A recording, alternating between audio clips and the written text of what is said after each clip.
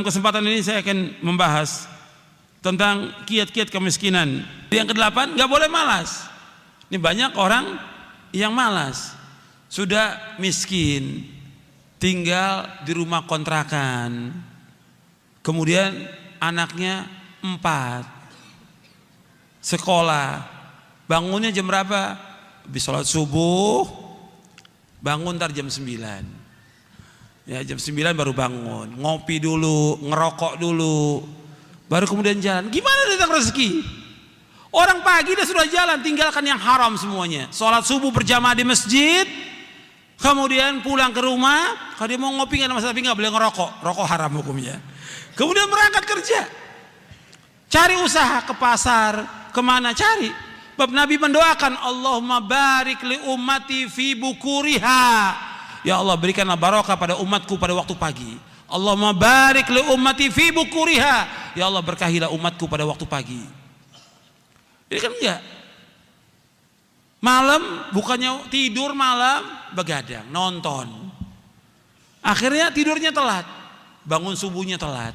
Ini banyak begini. Ya, orang-orang miskin, fakir banyak yang seperti ini.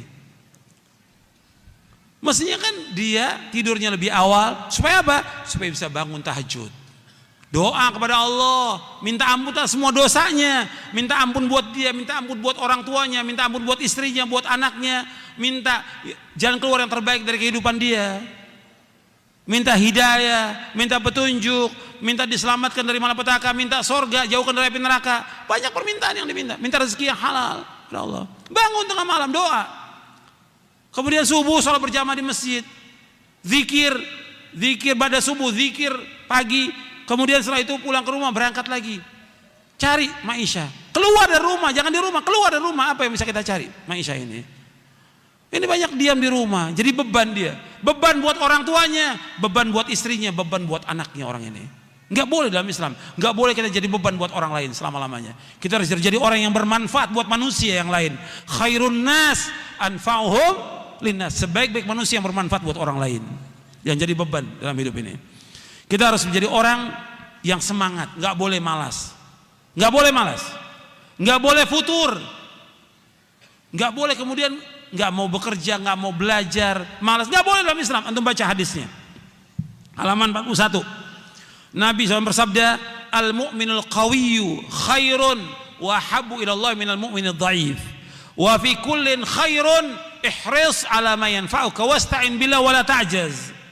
Wa in asabaka syai'un fala taqul law anni fa'altu kadza wa kadza, walakin qul qadarallahu wa ma syaa fa'al. Atau boleh juga qadarullahi wa ma syaa fa'al.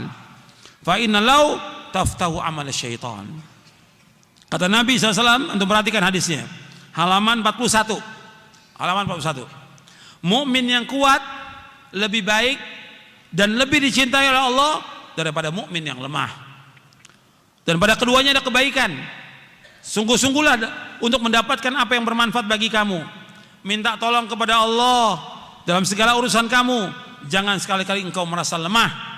Apabila engkau ditimpa musibah, jangan sekali-kali engkau berkata, seandainya aku berbuat demikian, tentu tidak akan terjadi begini dan begini. Tetapi katakanlah, ini telah ditakdirkan oleh Allah, dan Allah berbuat apa saja yang Allah kehendaki. Karena ucapan seandainya akan membuka pintu perbuatan syaitan. Hadis sahih riwayat Muslim, Ahmad, Ibnu Majah dari sahabat Abu Hurairah. Antum perhatikan di sini. Di sini Nabi bersabda, mukmin yang kuat lebih baik dan lebih cintai Allah daripada mukmin yang lemah. Wa fi kullin khairun, pada keduanya ada kebaikan. Pada keduanya ada kebaikan tentang imannya. Mukmin yang kuat lebih baik daripada mukmin yang lemah. Pada keduanya kebaikan tentang apanya? Tentang imannya, masa ada iman dia. Kalau orang kafir nggak ada kebaikannya. Orang kafir nggak ada kebaikannya. Jadi mukmin yang kuat lebih baik dan lebih dicintai Allah daripada mukmin yang lemah. Jadi mukmin yang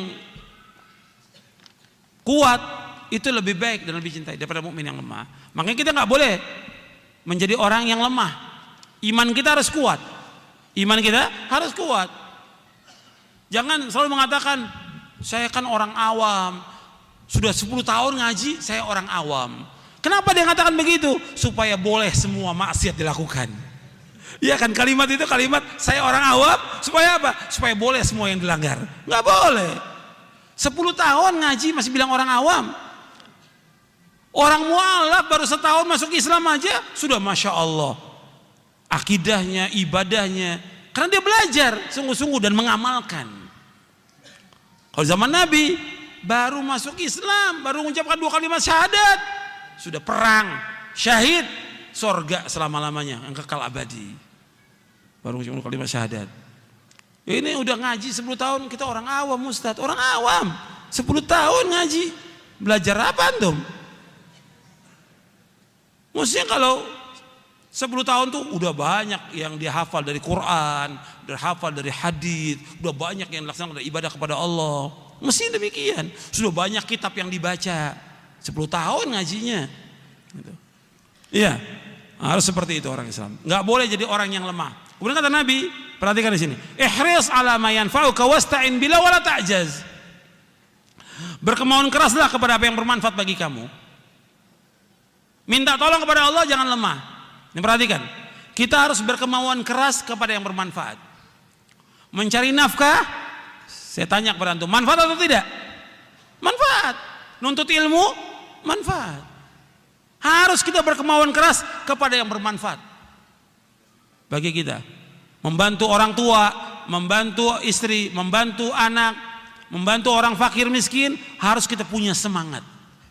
Berkemauan keras kepada yang bermanfaat bagi kamu, terutama berkaitan dengan nuntut ilmu. Berkemauan keras. Nuntut ilmu harus punya kemauan yang keras.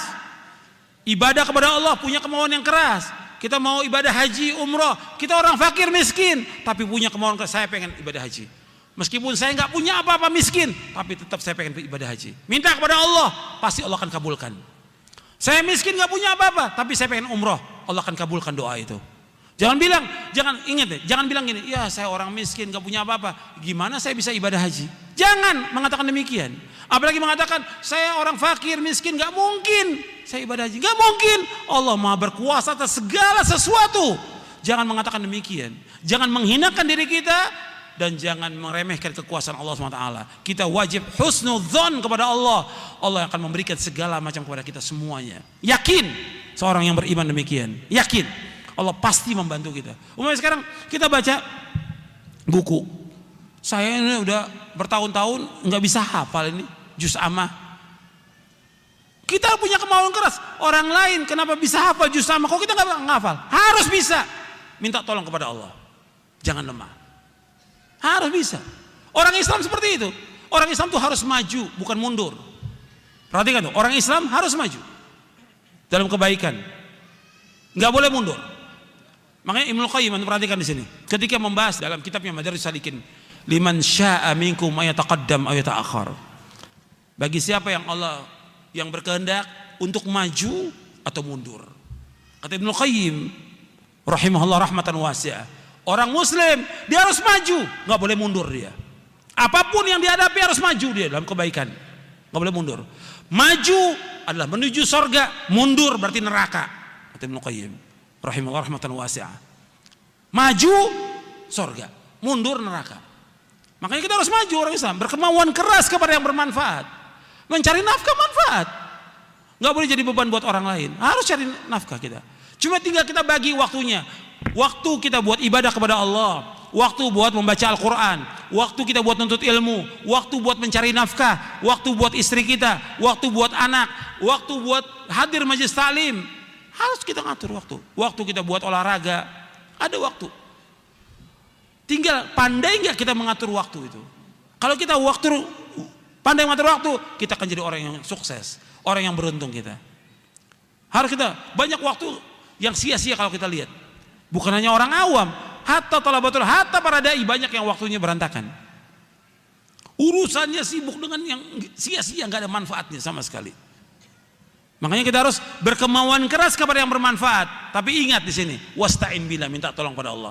Jangan kita andalkan akal kita, jangan kita andalkan kepintaran kita, jangan kita andalkan kekuatan kita, tapi minta tolong pada Allah. Bahwa kita pada hakikatnya lemah, nggak punya apa-apa dan punya kemampuan. Minta tolong pada Allah SWT.